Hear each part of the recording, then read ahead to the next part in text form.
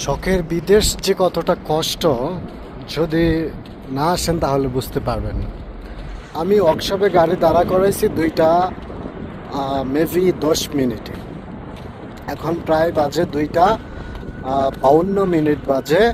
আমি রুম পর্যন্ত যেতে আপনার প্রায় 3টা বেজে যাবে। তো একটা মানুষ যদি কন্টিনিউ রেস্ট না নিয়ে 50 মিনিট হাঁটে সে কত কিলোমিটার যেতে পারবে সেটা আপনার আন্দাজ করে নেন, বা আপনি হেঁটেও দেখতে পারেন।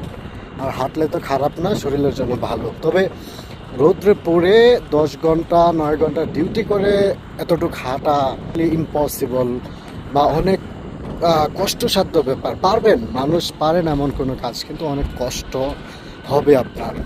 আমার গলা শুকিয়ে, মানে এই যে মরুভূমিতে হাঁটতেছি না, মরুভূমি হয়ে গেছে, ডুব গিলতে পারতেছি না, পানির প্রয়োজন। এটাই হচ্ছে শখের বিদেশ।